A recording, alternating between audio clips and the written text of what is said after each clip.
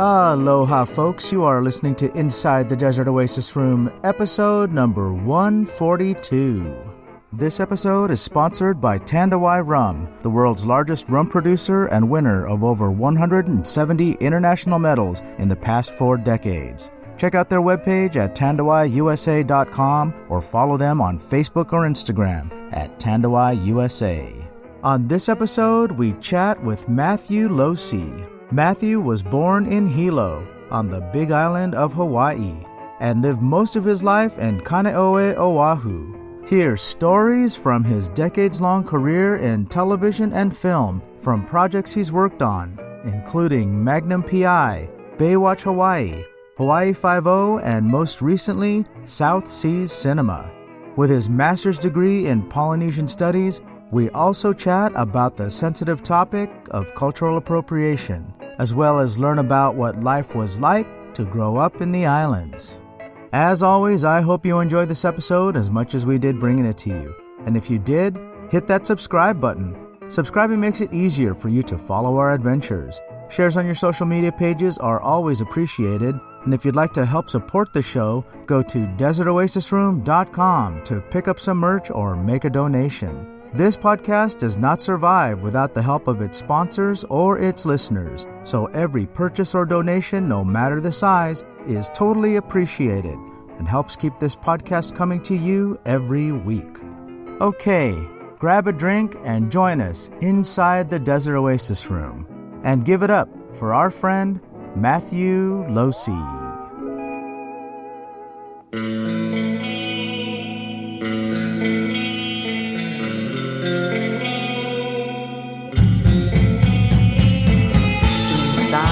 Desert Oasis Room.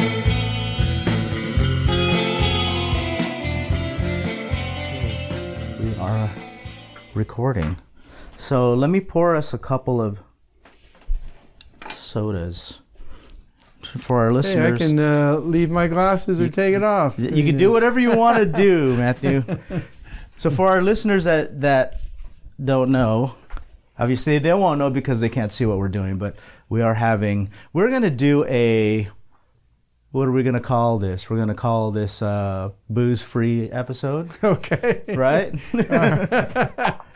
Club sodas and... Well, we won't call it a mock sparkling episode. Waters. So, mocktails, but they're not cocktails. There's a few snacks for you. Oh, mahalo. You're welcome. So, tell our listeners a little bit about your background, Matthew. Okay. So, where you were born and raised, all that kind of stuff. I was born in the southernmost city of the United States. I was just in Georgia recently.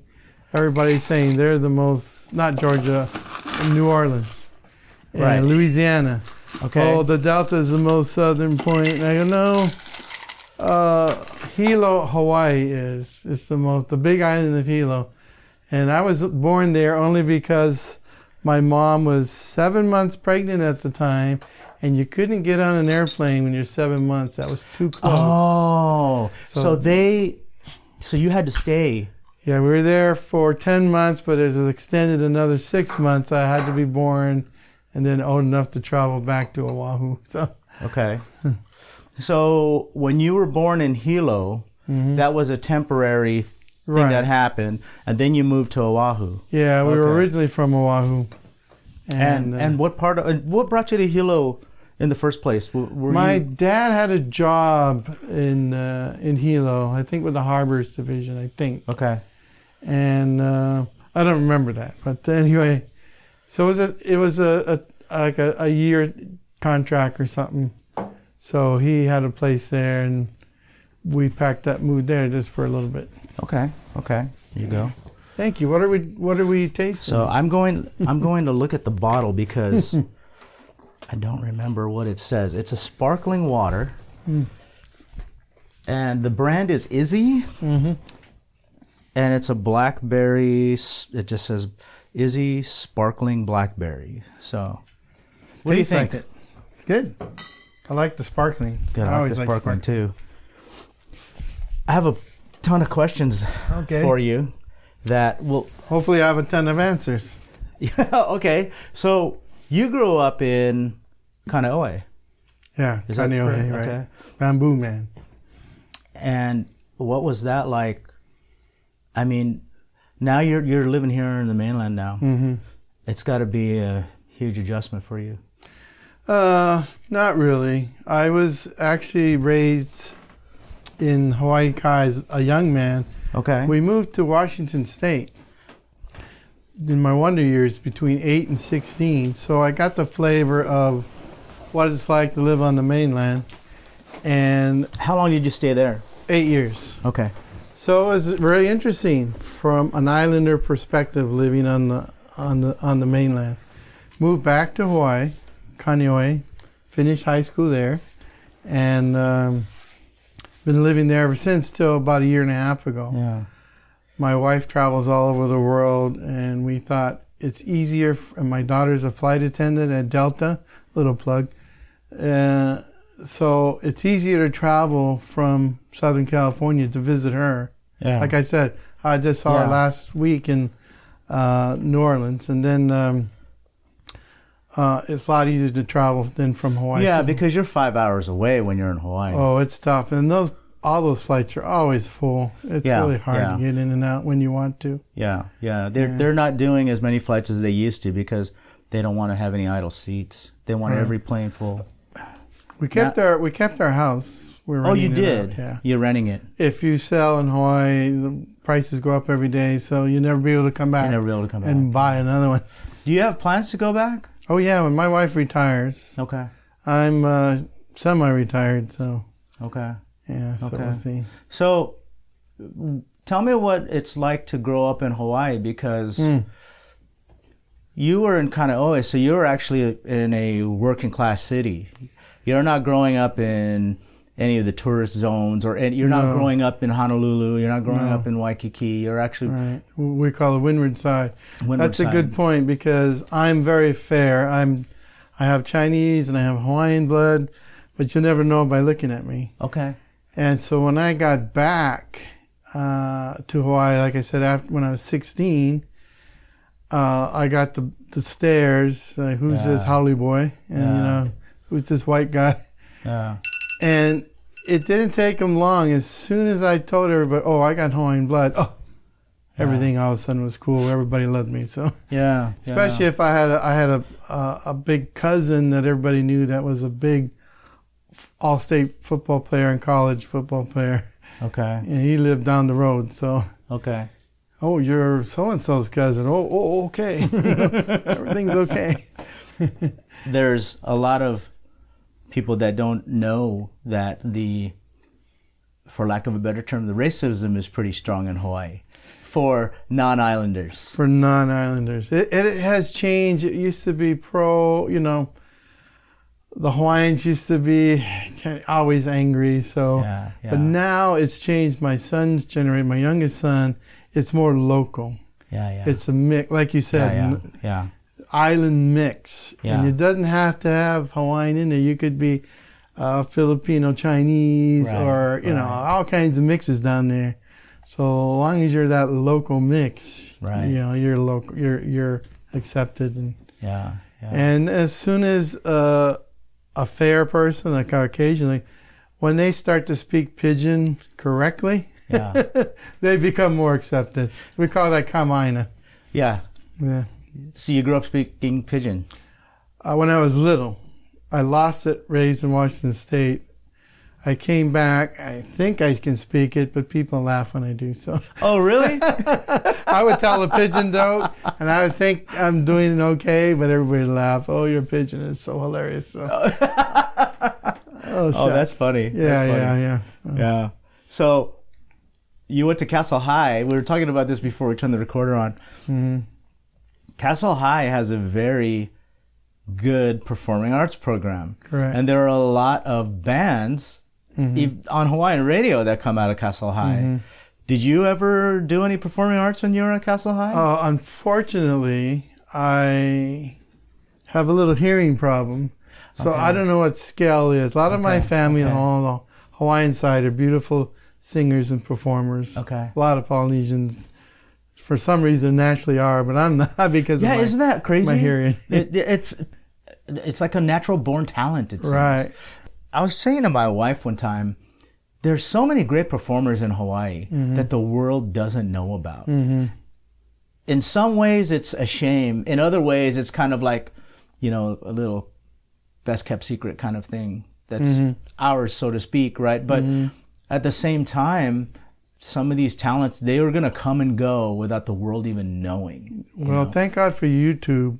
Yeah. There's some help there. Yeah. And funny you should say this, because suddenly I had this inner thought, I should throw a big concert in L.A. Yeah. I call it,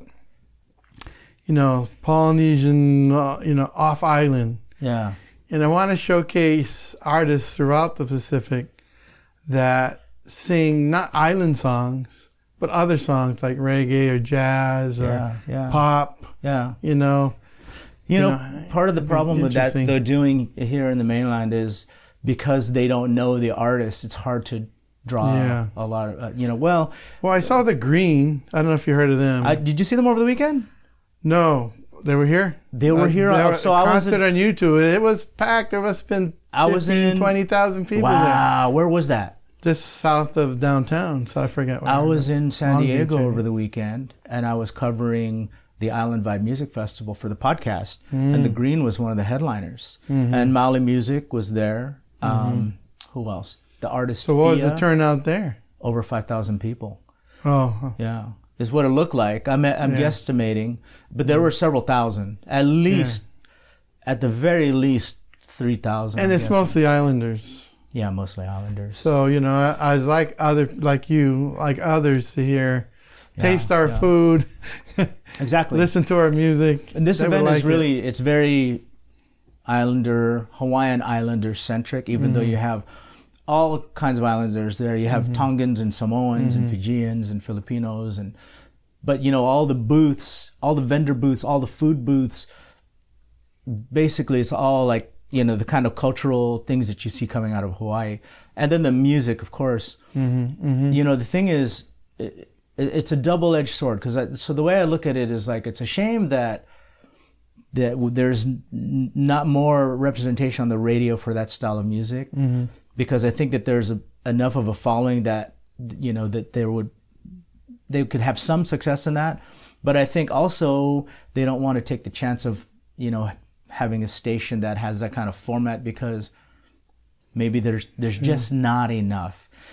But, it could create that, right? If it was put on the air, I think it could create that audience. I think it's just there. It's like right on the cusp. Yeah. But I've been thinking that and saying that for the past decade, Yeah, I think this concert would be kind of an introductory, but you need to come to get introduced. Yeah. So it's like you said, double-edged sword, or catch-22. Maybe that's a better term. Yeah. When I go to the islands, it's the only thing I want to listen to because it's the right kind of music kind of vibe. Yeah, for where you are, right? Yeah. You can't listen to pop radio or R&B, hip hop, whatever. It doesn't feel right when you're in the islands. You want to get that tropical vibe, and so you have to listen to that island reggae or Hawaiian style ukulele, that kind of music. I might have to trap people and invite a reunion of the Jets or they played last year. Pussycat Girls. Yeah, I just saw the YouTube. They did good. Yeah, the Jets just reunited last year at the Island Vibe Music Festival. This same music festival. Oh, wow. They did it last year. Yeah. Well, I saw YouTube of them in Philadelphia, a big crowd. Okay. Everybody was singing out loud to their hits. So. Yeah. Anyway, that's, it's an attention getter to get people in the door, right? Yeah. Yeah, it's funny because my wife and I were just actually talking about it today. We were just reminiscing about the last time we were in Hawaii, which wasn't even that long ago. It was like last fall, but it feels like forever for us. And of course, we're talking about the music and stuff. And I was like, God, it's just such a shame that we just can't really get it here unless we're streaming it. That makes it a little more accessible because you could stream it. So we're streaming. There's an app or a couple apps that you can use to stream island music, but I'm also just going to the websites directly. Right. So. Well, I buy on Amazon. The big groups, you'll find them on Amazon. Yeah. Download, buy their music. So. Yeah. So, speaking about music. Yeah. one of the things that I was impressed with is that it seems like everyone in Hawaii can play ukulele. And I learned later on that it's because it's taught in schools. A little bit. Back in the day, it was more of a... We used to go to summer camps. Yeah. And they always taught ukulele there. Yeah. For, as part of the camp. The city and county would sponsor these camps. But I don't know about them now for the newer generation. But you just pick it up. If someone in your family plays it, my son plays it, and he's teaching his son who's 4 years old. Oh, nice. So let's see if that. Is your son living here? He lives in Detroit area. Detroit. Okay. I have 3 kids. 2 of them ended up in the Detroit area, and I can't wait to tell Tom Selleck. I run into him again. That's another subject. So I want to talk about that too, by the way. The Tom Selleck reference is obviously Magnum PI. Right. That's where I started my internship. So you hinted a little bit about the TV thing. Tell me more about that. What did you used to do? Well, when I was in college, they had this big first time student film festival, and there was the grand prize was the internship at Magnum PI. And my little college, Baywatch Hawaii, up in the North Shore, had a nice little film club, and we had 8mm, and I was like the production manager. I was like 4th on the list. But the 3 people above me couldn't make it. One lived in Alaska, one is L.A., Ed Parker Jr., my favorite friend, shout out. And another one went on a Mormon mission. So I was 4th, but we won. We won the grand prize, and I got the internship because the 3 guys ahead of me was. So that started everything for my career. And then I did commercials after that. But I was there at the Magnum's heyday, right at the peak. He was as big as the Beatles. Oh, okay. Yeah. The stories I could tell, but I won't tell any. Not from Tom. Tom was a good guy. Yeah. And he was always thinking of others. I really enjoyed it. He was some athlete too, How long was that on the air? 8 years, I believe. Okay. 8 or 9 years. Yeah, he had a good run. He extended it a year because he thought a lot of the crew members had their kids in expensive private schools. And he was worried about that they'd have their kids have to drop out because their parents wouldn't have a good job anymore. So he extended a year basically on that premise. That's awesome. So they could have one more year, their kids could have one more year of good schooling. So wow. Yeah, wow. That's what an awesome guy he is. Yeah. What kind of a buzz was it like in Hawaii when you were working on that show? You said that he was as big as the Beatles. Oh yeah, I mean every day, you don't tell everybody where we're going to be. Yeah. But all the tourists seem to find out. Yeah. And once they're there, some come from Europe. They come all the way down, and once they find our show and they find out, like, to the truck drivers where they're going to be tomorrow, they're there every day. They take their whole vacation time, a whole week, to try to get a glimpse of Tom Selleck crossing the street from his trailer to the set. And then sometimes it'd be hundreds of people. But it's mostly tourists that are watching it. Mostly tourists. What about the locals? Are they annoyed they just by? drive by and honk. But are they annoyed by the disruption? No, they don't care. No. Because there's a lot of stuff that's filmed in Hawaii. I can't imagine that all of it is. I mean, like, the disruption with the roads and not the too traffic bad. it causes. LA is really bad. So yeah. Well, right now they've got that reboot. Yeah. They got the reboot of Hawaii 5.0 right now. Right. And which it's funny because I really only started watching it because I just loved looking at scenes of Hawaii. Mm-hmm. And I love watching the old Hawaii 5.0 to see what Hawaii was like, mm-hmm. 4 decades ago, right? Right. And has it been that long? Yeah. And this is going to be funny, but I never watched Baywatch. I was one of the people that made fun of the show. But then when they started filming it in Hawaii, when they did Baywatch Hawaii, I couldn't stop watching because the scenes were just so gorgeous. The shots that they were getting. Not the girls, huh? Well, I know, right? Of course, No. the girls, but I mean the helicopter shots of the beaches and the island, and can you they imagine were my gorgeous. wife? I worked on that show. Oh, did you really? Imagine Okay. my wife thinking my husband's going to the beach every day, seeing these gorgeous girls all around him. But it wasn't like that, you know. And that was a hard show, actually. Working really? in the sun all the time. Okay. Working in the, I'm so fair, but the sun can beat you. You get really tired at the end of the day. And walking on the sand. Yeah. You can't get. Oh, I wanted to say about that show, the last movie with The Rock, the Baywatch. Yeah. They had this fat character. You remember? I didn't see. He was a I didn't see that lifeguard. one. He was overweight. Just the opposite of a Baywatch. That was me. Because I was 50 pounds heavier then. Okay. And one day I was in charge. Matt, they're going to do some publicity shots. So it was literally you. Go over there and do it. So here's Jason Momoa, Okay. and Young, Yeah, all yeah. these beefy guys. And I go there and I said, I got to get in this picture. So for fun, I stood in the picture. I was running the set.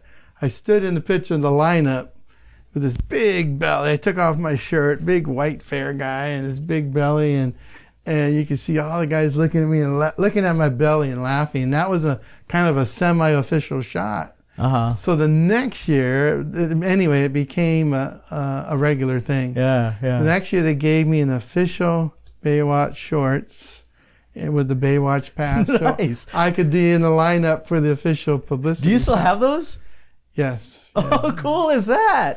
One day I wore it to a movie called Snakes on a Plane. If you watch Snakes on a Plane, I'm in the opening credits. Oh, I forgot they were flying from Hawaii. Yeah, and yes. Yeah. And I'm wearing my Baywatch shorts in that shot. You can't miss me. Oh, I'm gonna have to go back and look at that. The opening crowd. That's Matt. And I didn't know. and they're shooting Baywatch me. shorts, which It was is my funny. Baywatch shorts. Wow, I was actually really bummed that got canceled, Baywatch Hawaii, because of the visuals were just awesome. Yeah, TV's hard because it's a long season. I'd rather do commercials or movies. Yeah.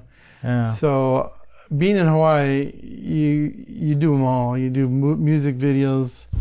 It keeps you busy. Yeah. And you get a reputation in all the sub arts of motion picture, and so I would be doing all of them: TV, movies, commercials. Those are fun too. There's a few people that have been fortunate enough to be out there for a few shows and actually live there because of that. Daniel Day Kim is one of them. Yeah, good. 'Cause he was guy. out there on Lost, right? Yeah. And then I worked a lot with him. Oh, okay, awesome. You have any stories that you want to share about him, or Just absolute nice guy, very cooperative. okay? You call him up. Hey, Daniel, we're going to do this. So I know it's your day off, but I used to run the second units, Okay. stunt units or aerial units or whatever, Yeah. inserts, and for the first 3 seasons of Hawaii Five-0. Okay. Then I went to school. Anyway, so you can call. He can always count on. He won't complain. I won't. So, He's a great guy. how many Smart seasons guy. of Lost was filmed out there? Lost Or was, Lost. I think maybe 4, 5. Was it No, only more. four? I thought More it was than that. more than that. And Maybe- then he transitioned from Lost to Hawaii Five-0. Yeah. And I thought, how cool is that he could actually go from one show to another and not have to leave the He islands? didn't have to leave his house. Yeah. Is he still out there? But Jorge also transferred. Oh, yeah, about 4 he years did. later, after I left, he came on the show. So Is he still out there too? yeah, he's still out there too. Okay. He cut his hair, right? I don't know. I thought he did. Yeah. I thought the last time I saw him, I didn't really recognize him because he cut that curly hair that he Oh had. no, that's his trademark. That's his trademark. Yeah. I'll tell you my 2 favorite movies I worked on. Okay. Only because they're so realistic, you thought you were there. Pearl Harbor, which, it seemed like it was more realistic being on the set than watching the movie. Okay. Maybe because all the computer effects. Okay.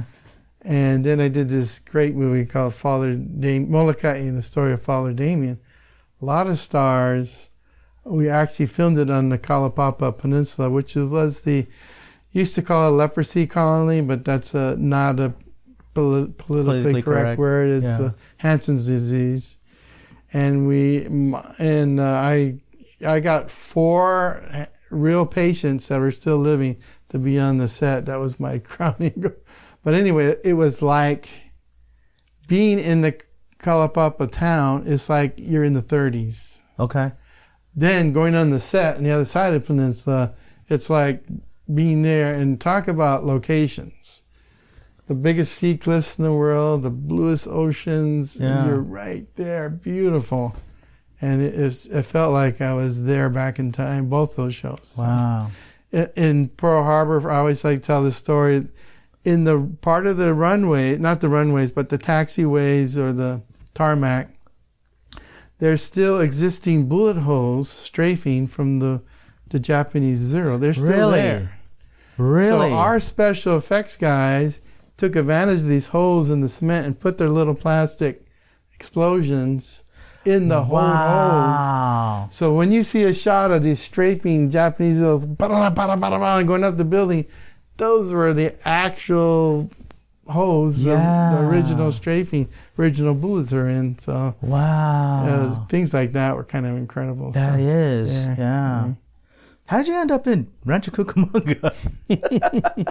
Like I said, I was working on just beginning a show, getting my crew together, and then another show called me and said, the same show called me up and said, Matt, I'm going to take 2 of your assistants away and put them in the accounting department. What? Yeah. What are you doing that for? Leave them alone. They're mine. And they said, because they're the smart ones, and we need someone smart in the accounting department. Let that be a lesson, folks. Yeah. That when you're the smart one and you do a good job, they'll notice. So I said, and I'm looking at my wife I was at the peak of my career making money. Good money, yeah. And my wife retired because she finally felt comfortable enough to retire early. She had a really good accounting job in this big insurance company in Honolulu. And she had a corner office and half a floor of people working under her. She was pretty good accountant.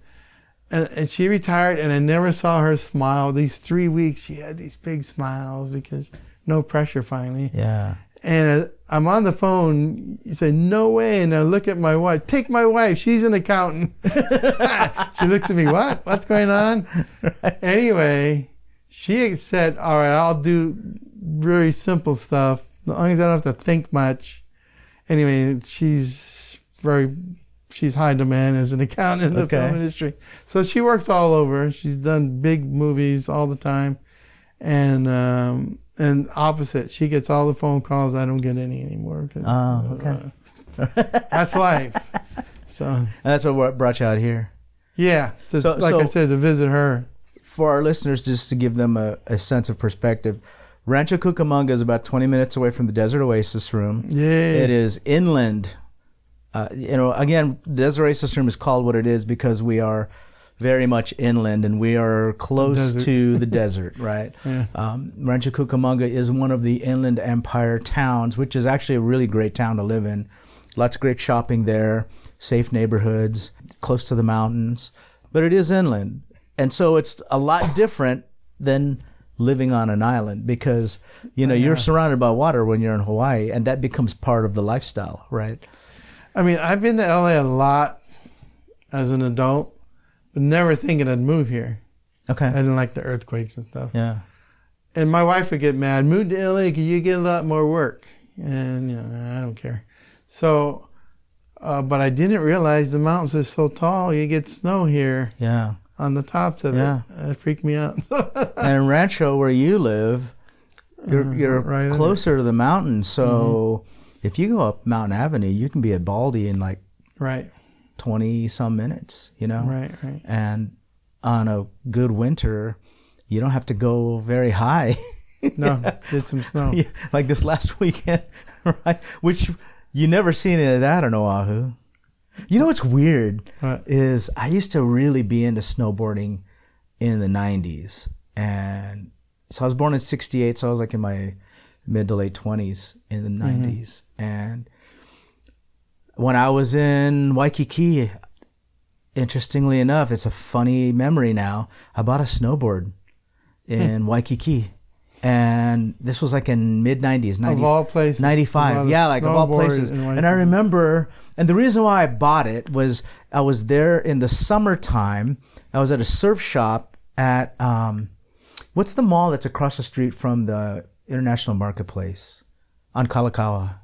International Marketplace. Oh, I know what you... It's another. It's between the Royal Hawaiian and like Lures Street. Oh, it's right in front of the Royal Hawaiian. It's Royal Hawaiian Shopping Center. Is that what it's called? Yeah. Okay, so big outdoor mall, right? Yeah. And I was in a surf shop there, and they had snowboards, and they had them on sale. It was summer, and I think these were like last season's boards or something. And I thought, oh my God, these prices are so cheap. I'm just going to check it in as luggage. Right. And at the time, there was no luggage limit check-in, right? You could check in. Those were the days. Those were the days, right? They would wrap it in paper, and they would just, packing tape the whole thing, and then I would just check it into as a check-in luggage. And I remember when I was paying for it, the guy was asking me at the counter, so what's it like to snowboard? And we just sell them. and he said, is it like surfing? And I said, no, it's a little bit different. So, it's funny because like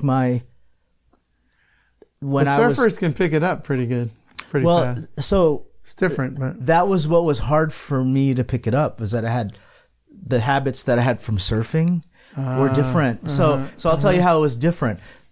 When you're snowboarding, you steer from, you swing your back leg out to steer, but when you surf, you swing your front leg. So that's what was giving me trouble, right? Because I was like, I was getting frustrated, and then when I realized that, I just switched which leg I was steering with, and then I was able to pick it up. And then the other thing that was tough for me was that when I surf and I wipe out, I would usually tuck my head into my shoulder, right? And I didn't put my hands up. I never put my hands up because I never had to, right? I know where you're going with this. And then when I would snowboard, every time I'd fall, that my instinct, like I would automatically just tuck my head into my shoulder without putting my hands up. Ouch. And I took a few hard falls before I started to have to like make the habit of putting my hands up so that I'm not face planting into the snow, Well, my same hearing problem prevents me from having a good balance. Okay. So I ended up becoming a pretty good body surfer. Okay. Not a stand-up surfer. Okay. Because of my balance. Yeah. My little brother's pretty good, and everybody else I know. So I ended up this body surf, which I love because it's like nature. Oh yeah. And once I got my big belly, I think it's aerodynamics. I couldn't flow on the wave like I used to. Did you use a what do they call that you put on your hand? Handboard? No, I never did. Okay. I was all natural. It was all natural. Okay. It's picking. It's about picking the right wave. The right spot. Yeah. What was your beach? Where did you used to do that mostly? Well, I remember when I was my freshman year, I'd go out with the big boys on pounders in town. Not pounders. Oh boy, so long it's been. It's off of Kaiser. Anyway, it's where all the world champions would go and all this stuff. So I would go out there during the daytime because I'd skip class, and there would be nobody there except maybe one guy. He was an accountant and also the world champion, but I forget his name. And it would just be me and him all day long. Oh, nice. So, and I'd watch him, I'd do his tricks, but I never entered a competition. Okay. So, there's a few surfers like that. Yeah. Very good, but they don't enter competitions. So. Oh yeah. I'm sure you know who Laird Hamilton is. Oh yeah, I worked with him because a couple years ago we did a special video fundraiser with The Rock. Oh, and nice. A huge concert down there, and he was really great. He was really good to the people. It was about veterans who got hurt, missing limbs and stuff like that. Okay. So, he's one of my favorites. Yeah, so And he was all supporting that. It was great. He's an awesome guy. He is. And he's one of those guys that's an excellent waterman out of Hawaii that's never been in a contest. Yeah, but everybody knows him. And he's world famous for being a surfer, but he's never been in a contest. Yeah, I have a real good friend like that, Chuck Andrews. Every time I go North Shore, and all the photographers, pro photographers filming the pro, who's that? Who's that? I don't know who that is. Because, wow, look at him go. Oh, that's Chuck Andrews. Oh, yeah, I heard of him. Yeah, he doesn't enter contests. That's why he didn't have sponsors. You don't know him. So but he's just as good as all those world champs. I still don't know how Laird makes his money if he's not... You know what I mean? Know. Maybe he's selling surfboards or something. Yeah. I'm Chuck sure Andrews is a shaper, so he sells surfboards. Yeah. But I mean, Laird's got a house in... A nice one. I think he's living in Kauai these days. Was Maui. It was Maui, but I think he's in Kauai now. Yeah, I think so too. And then he's also got a house in Malibu. And he spends half the year in Malibu and half the year in Kauai. And when there were those big fires in Malibu recently, last year, he did a live video on his social media when he was trying to drive out from his home, and it was fire on both sides of his truck as he was driving through it, trying to get out. And it was at nighttime, so it looked really, really crazy, which is not like lava. Lava in Hawaii moves so slow you can walk next to it. Yeah. So I got stories about filming in lava, but I'm not going to do it on the air. It's rated R. We don't want to talk about that. Okay. There's always stuff happening on the Big Island with the lava, and I think there was a tour boat that came real close to it. Yeah. And what was the story on that? I think it spits up and didn't hit some passengers.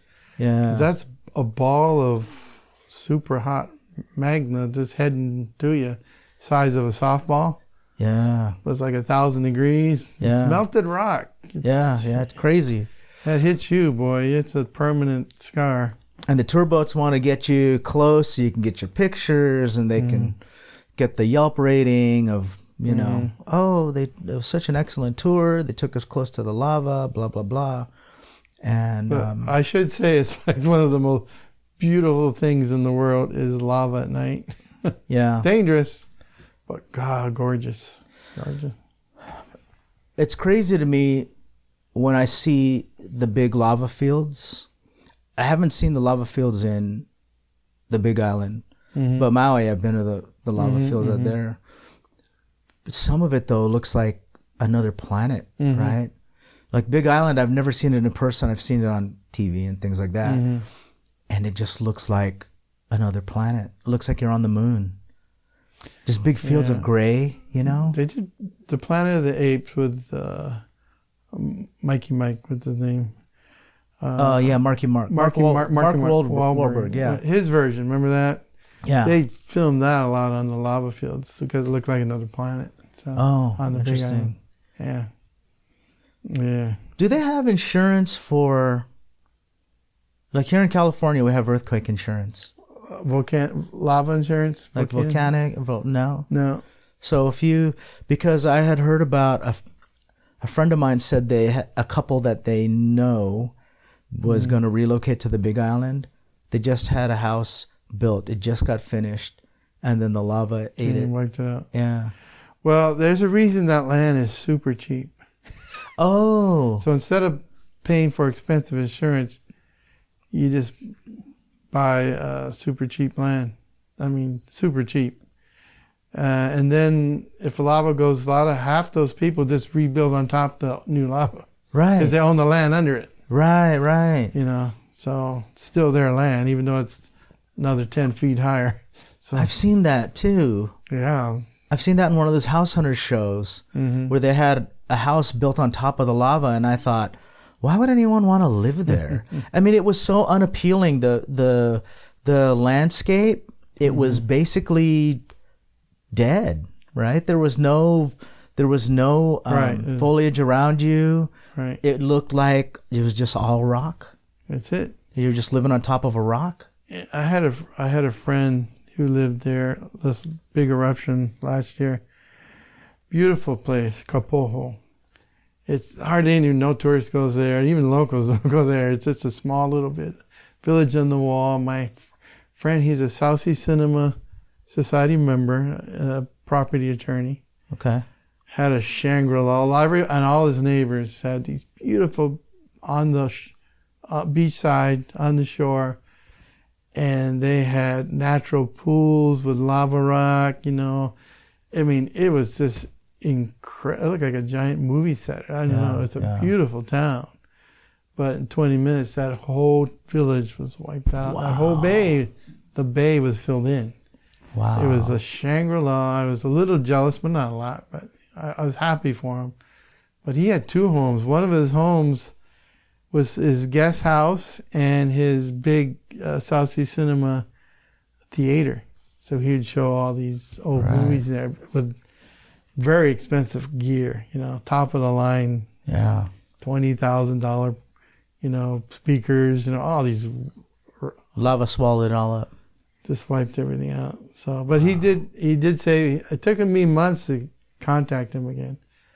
But he did save his collection, packed them up. So, his films, you know, his Blu-rays and stuff. So. When it's coming, you mean you know it's coming, right? Yeah, you know it's coming. Yeah, so you can plan. Yeah, you can get stuff out and you can. Right. But still, I mean, like you can't save the property. There's not. There was something that somebody posted one time, you know, with these lava flows that just happened like last year, right? Mm-hmm. Was it last year? Right. And someone posted on social media, someone's got to stop this. How do we stop this? You know, like it's because it just wouldn't stop, right? And then of course people were in the comments were making jokes like, maybe you can call in. What was that guy? Tommy. Yeah, right. The guy from the movie Volcano. Do you ever see that movie Volcano? Tom Hanks. Joe versus Volcano? Tommy Lee Jones. Oh yeah, that Volcano. So like it was a really hokey movie where there was like a lava flow that came out of La Brea tar pits or something, and then he created this. They used those freeway barriers, right, to create this flow down Wilshire Boulevard and have it empty out into the Pacific Ocean.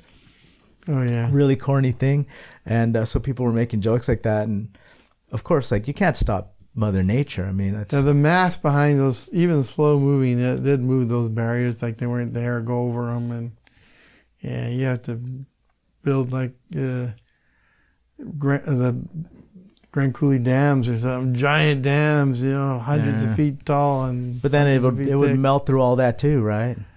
Well, it's impossible to build. So yeah. But I mean, like even if you built some kind of structure to try to flow or create some kind of flow. They've attempted to, and I personally wonder why they don't. It's because you can't predict where the flow is going to start and where it's going to go. Oh, that's the problem. Okay. You can't.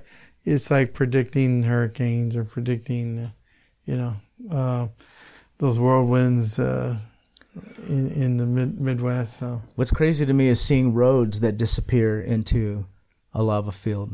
Right, a road that's always a good shot. Yeah, that it's been there forever, and then now there's a lava field that crossed it, and it's 10, 15 feet tall. I actually wrote a movie about Magnum PI.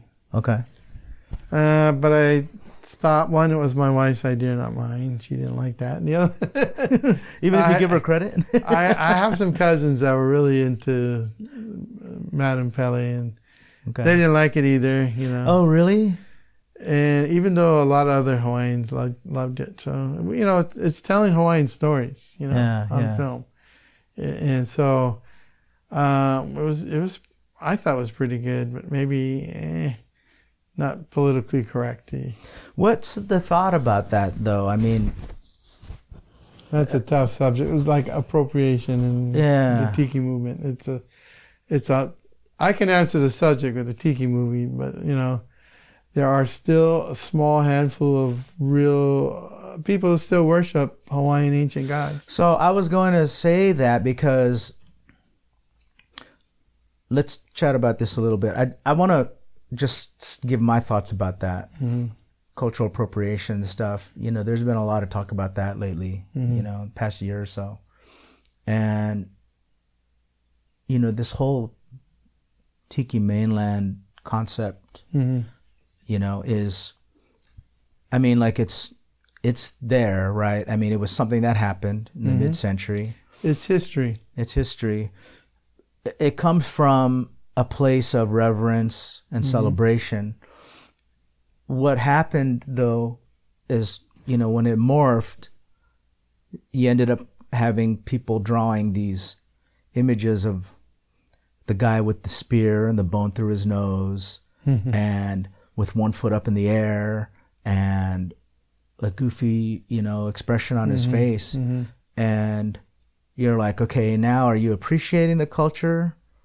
Or disrespecting it, right? And so cultural appropriation exists. It just does. The easiest way for me to describe it to people that don't understand is, if you look at an image, does it look blackface to you? Because that's how cartoonish. To me, it's like, okay, if that looks like Polynesian blackface, that's appropriation, right? So when you look at the old guys like Don the Beachcomber and Trader Vic's, they never had any kind of imagery that was like the blackface of Polynesia, right? It was very much as authentic as they could keep it. The arts, yeah.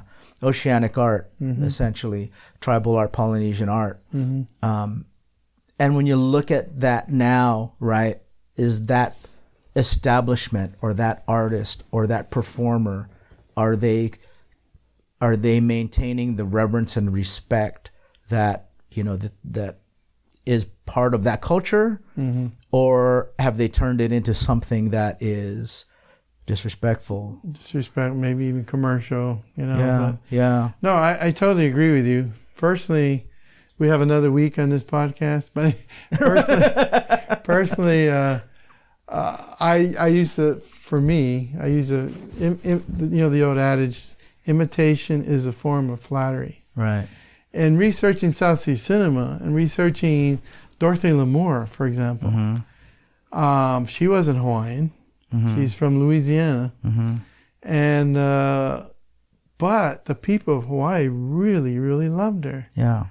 And she would go every summer, do her hula lessons. Everybody enjoyed her, and she really enjoyed Hawaii. Yeah.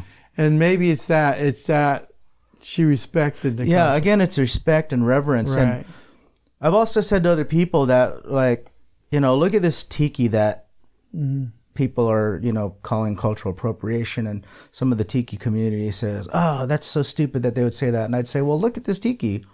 This is supposed to be one of their gods. Look what you did to one of their gods. This is like something that's very important to them, that they revere, that like you said, there's still people that worship some of these gods, and look what you've done to their god. How do you expect them to feel? Of course they're going to be offended. Of course they're going to be angry, and only when you understand that can you look at what you're doing and say, you know what? This is not the direction that I should do this carving or this piece of art. This is the direction I should go. Well, the other thing, and I wrote about this, is in the history of the tiki movement, as we all know, there was pre-tiki stuff, and I call the Polynesian influence, and that goes back to over 100 years ago.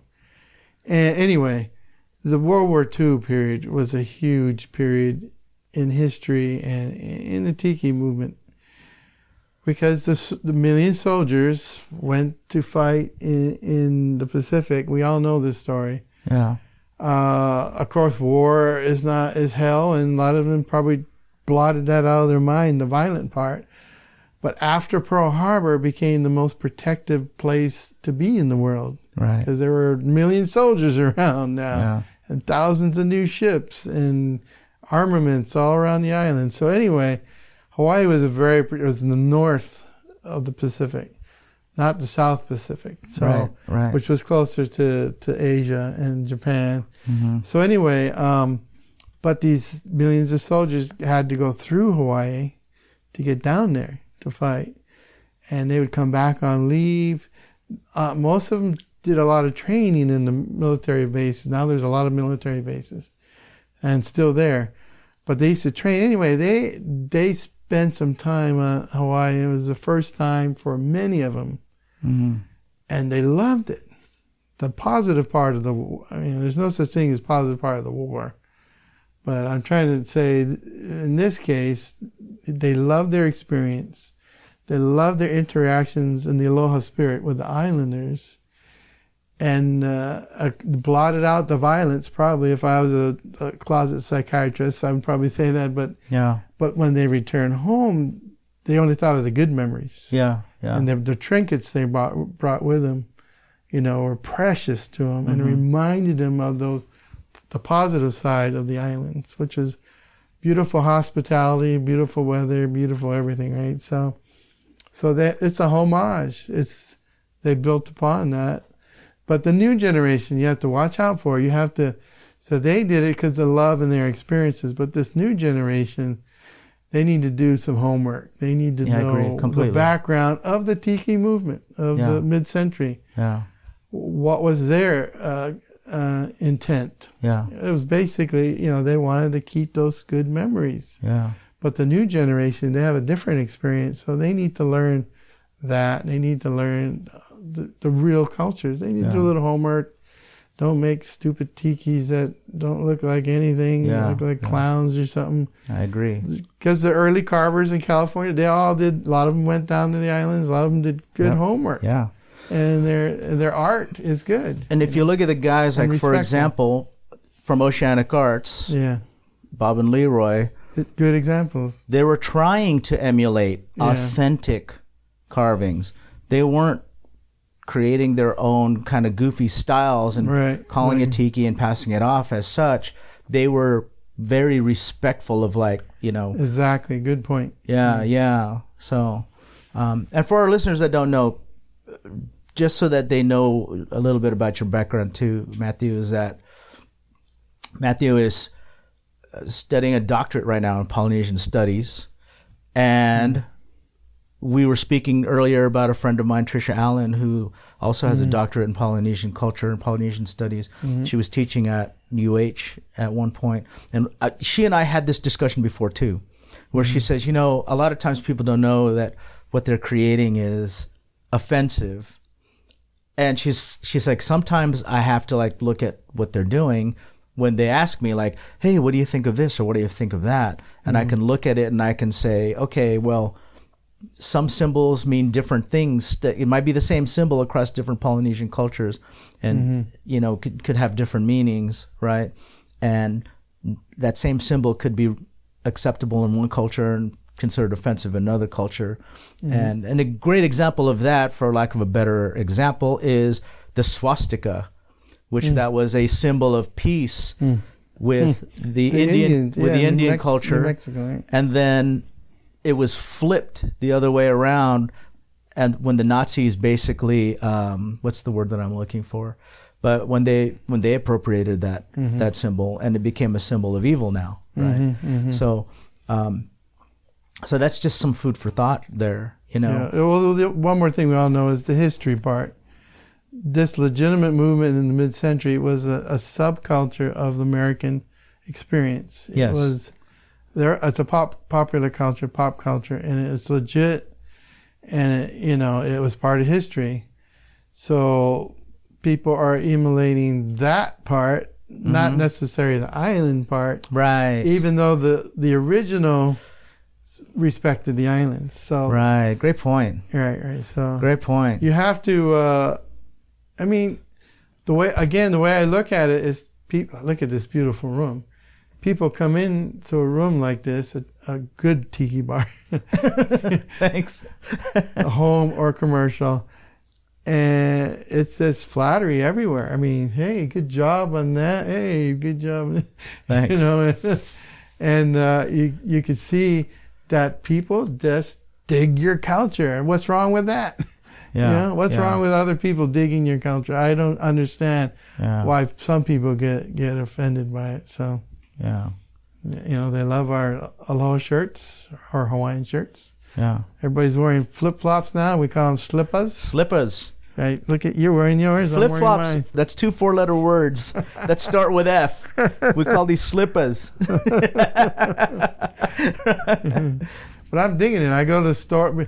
I should a little correction. I have my master's degree in Pacific Island Studies, and I started to do a doctorate in American Studies. Oh, it was American. Okay, so I apologize for that. No, no worry. Thank you for correcting but me. I started to do it and to learn the American movies of Polynesia, South Sea cinema.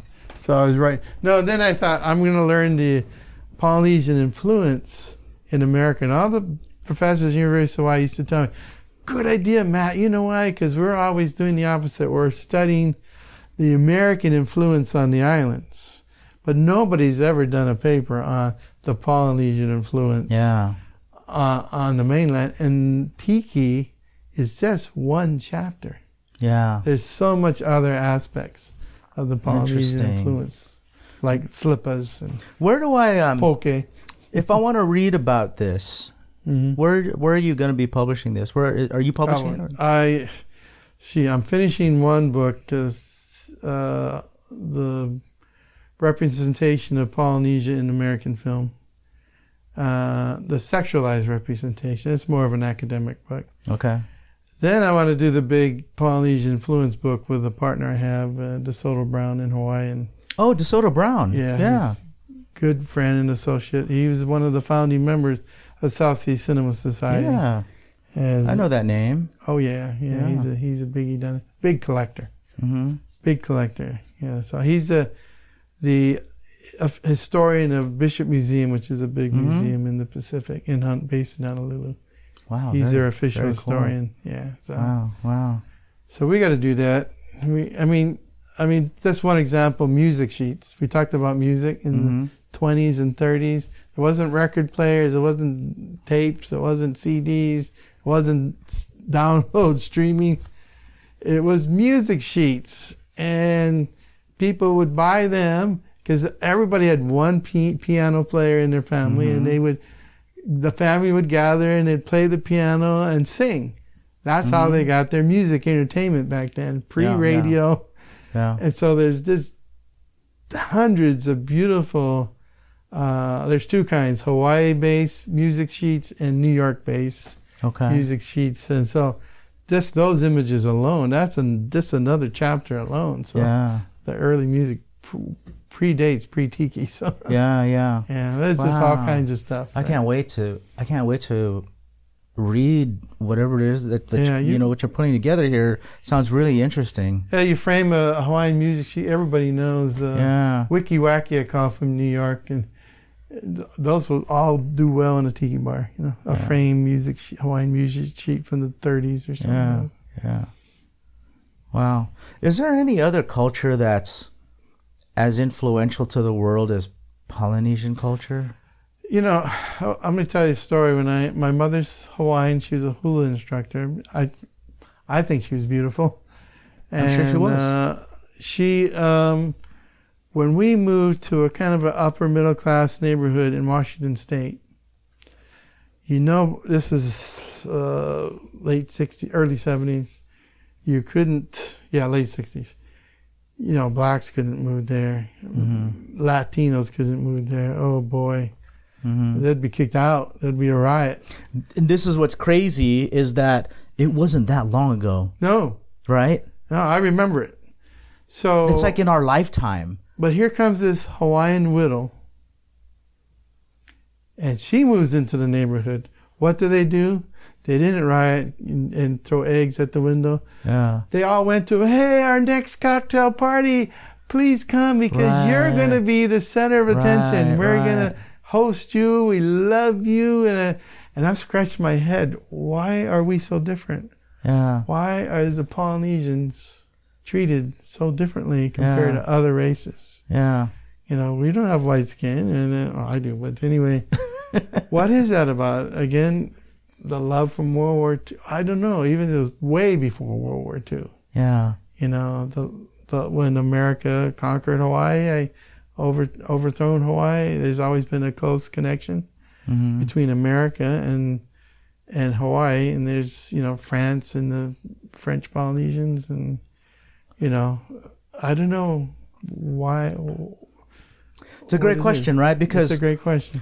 It's permeated not just American culture, but, you know, you'll see island culture or tiki culture all over the world.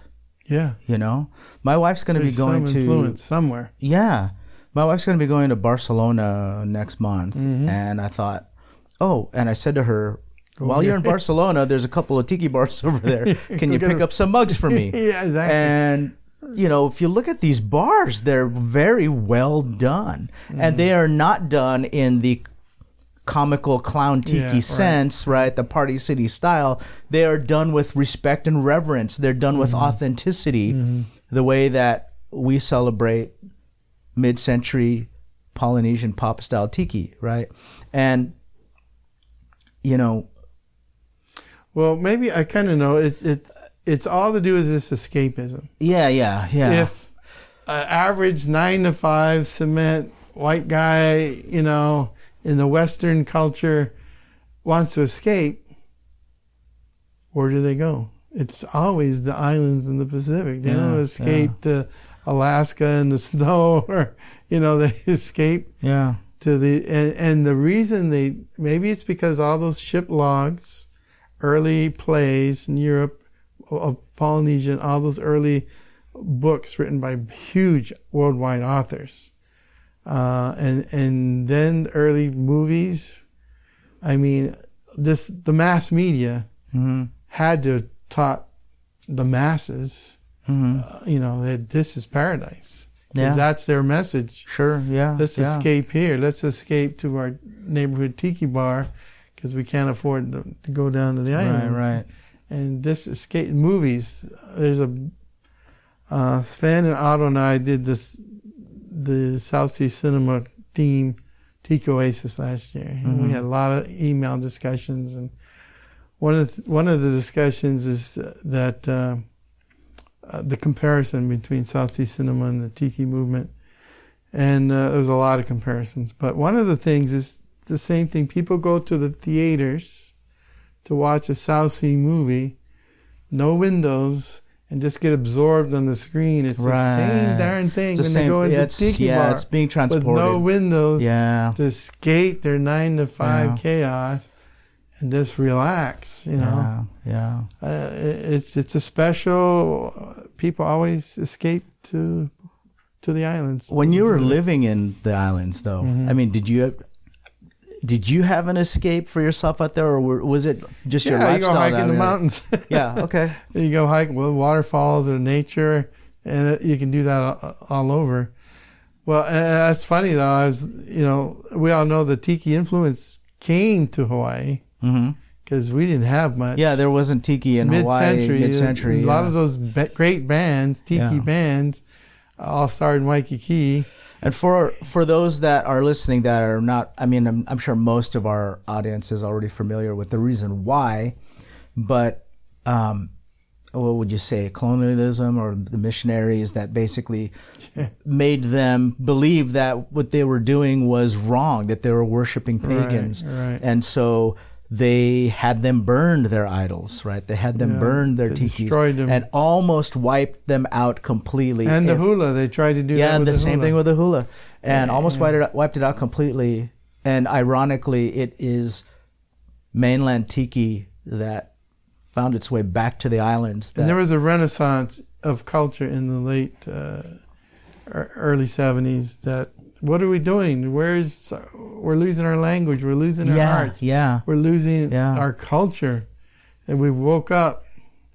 And so now it did a 180. And you know what's scary is that the Hawaiian language almost went extinct. Yeah. And well, look at me. My grandfather told his beautiful Hawaiian girl, you got to marry a white guy because economically you're going to get ahead. And you don't speak, he was a school principal, Hawaiian. He said, and you don't speak pidgin, and you don't, and Kamehameha schools, you weren't allowed to speak Hawaiian. I was gone. So my mom married a fair guy, and look at me. And I don't have a Hawaiian middle name, which is unheard of nowadays. after the Renaissance. Everybody has their kids. If you have Hawaiian blood, you got a Hawaiian name. So Right. So But wait, Kamehameha schools, I thought they were teaching Hawaiian language, right? And Kamehameha schools? one time, Hawaiian language was banned from the campus. And Kamehameha That's how bad it was. schools, again, for our listeners that don't know, you have to have Hawaiian blood to attend Kamehameha schools. You have to have If you don't have Hawaiian blood, you're not admitted. Right. Yeah. Because it's part of a big will of one of our last princesses Yeah. who owned the school. Right. They have one of the largest endowments in the world, bigger than Yale or Harvard, Really? That I didn't know. because it's owned by Bishop Estate, who owns a fifth of the island. Can you speak some Hawaiian language? I took 2 years. My last teacher told me it was awful, so I don't like to speak it. Because my hearing problem. Okay. I think I sound good, but So, I don't sound good. What is the structure? Is it similar to other languages? No, because I do speak Spanish. Okay. So there's some differences. Again, we hardly have any letters. Right. A lot of vowels. 15 letters, right? Yeah, this is a handful of consonants. Yeah. So there's a lot of little gaps between the change, like L-A-A, la or la-a, or la-a. Right. There's so many ways to say L-A-A because there's not too many, and they all have different meanings. Yeah. So you really got to hear that. Yeah. I think some Chinese languages are like that too. Okay. Small words, but you have the way you say it, Yeah.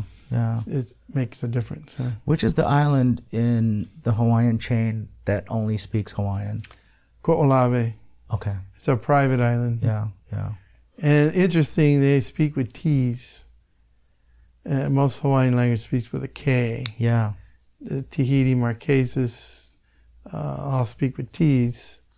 And so we do know there were immigrations from Tiki. And who knows where the original Hawaiians came, probably from, we think Marquesas, which is close to Tahiti. So. Okay. Yeah. Okay. Yeah. Wow. Great history lesson podcast, huh? When I came back to Hawaii during the Renaissance. So man, I learned a lot. So Yeah. I came totally ignorant. So and I was proud of what I learned. So I'm proud. You should be. Yeah. So Yeah. I'm like I said, I'm Chinese, I'm Caucasian, I'm Hawaiian, but I consider myself Hawaiian, even though I don't look it, because there's billions of Chinese and there's billions of Caucasians in the world. They don't need any help. So there's only 20,000 pure Hawaiians left for. Wow. There's a couple generations. Well, that are and gone. a lot of that too is that just the diversity on the islands. Yeah. It's almost impossible. blood. There's so much mixed races there on the islands. Yeah, like me. So Yeah. Even me, I mean, I was born in Manila in the Philippines, grew up here in the United States.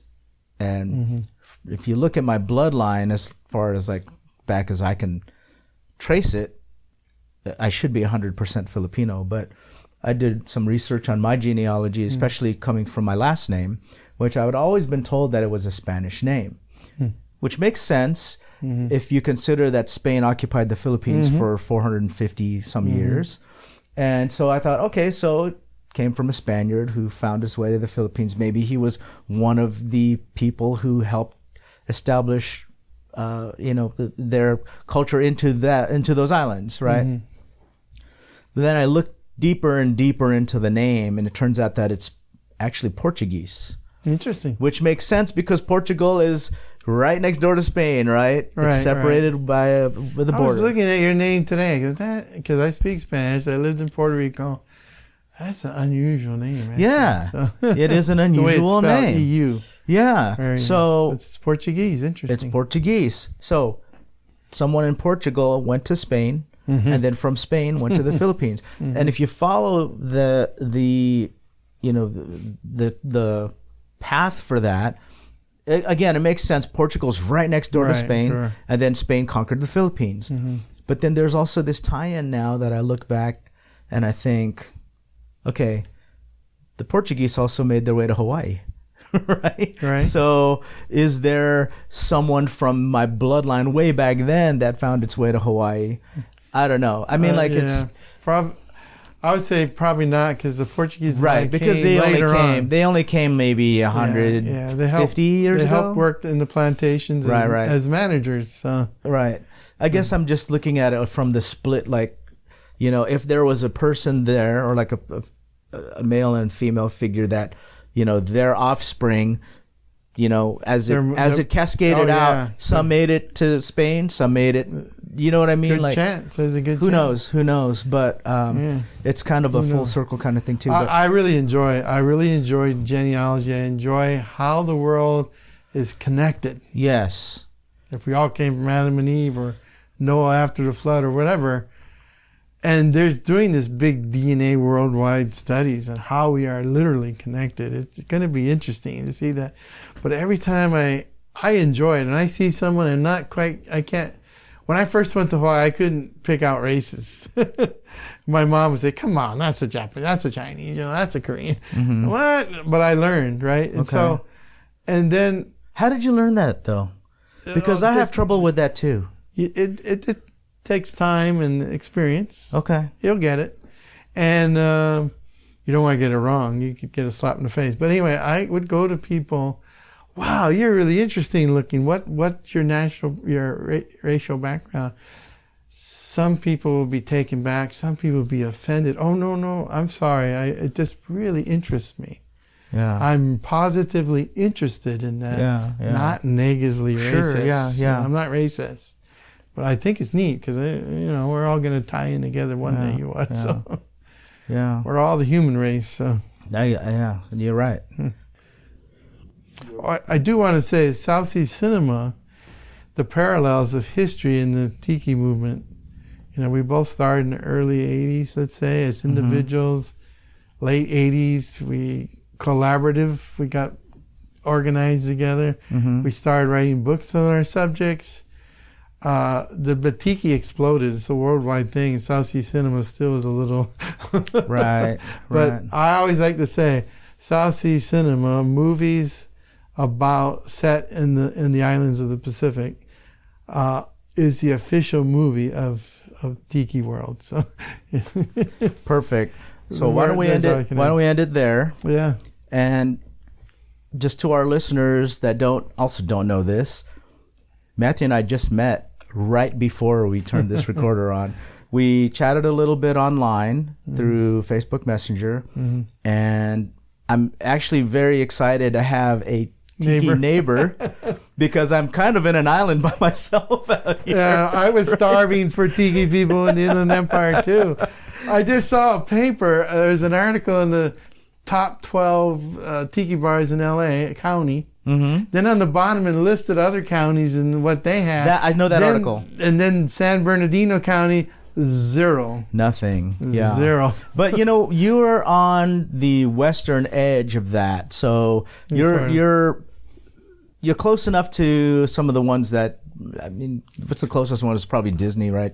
Trader Sam's. Yeah, I can just go on the 57, going on. Yeah, I think that's probably the closest one. But you've got the Desert Oasis Room. You're always welcome here. I got L&L Drive-In in not Covina, but we have a Tokyo Central. I get Hawaiian food there. That's in Covina. So I am on the edge. Yeah. All those are right on the other side in LA County. Yeah. But I'm glad that you came. Yeah, I hope you invite me back. Because now you're always invited back. This is going to be. You're always invited back. Your wife ain't going to like me soon. This is going to be my hangout. No. So I think she'll be fine with you. No, I'm not going to be the cable guy. Actually, stalk you. I don't always. I don't always do stuff here. Every once in a while I do. I'll make sure that you're invited every time I do. I mean, it's great to have somebody that's close by. So 20 minutes, right? Yeah. Last night you told me 13 minutes without traffic. Yeah, well, then you're into your town, but not to your house. Okay. It wasn't bad. There was traffic on the 10 and the 15, but I went all the way down Archibald. That's perfect. And Archibald, it didn't take long. You know, it comes all the way down now. It's like 12 miles. You got to go around the Ontario airport, but other than that, it's a straight shot from my house. Well, I appreciate it. Matthew, thanks again for coming out. And do you have anything you want to promote while I've got you on here? SouthSeaCinema.org, Okay. our website. If you want to learn anything about the movies, there's over 800 movies on the subject. It's just, in TV shows, there's just thousands of titles. More than people realize. That's what we spent our time researching for the last 25 years. Okay. All these titles. And you can see our work on SouthSeaCinema.org. Perfect. One word. And if you guys have any questions, comments, or just want to leave a shout out for Matthew, stop by our group page on Facebook, Inside the Desert Oasis Room, or follow us on Instagram at Polynesian Pop. And by the way, if you want to listen to some of our previous episodes, go to desertoasisroom.com. Okay, cheers guys. Happy Tiki Tuesday. Happy Tiki Tuesday.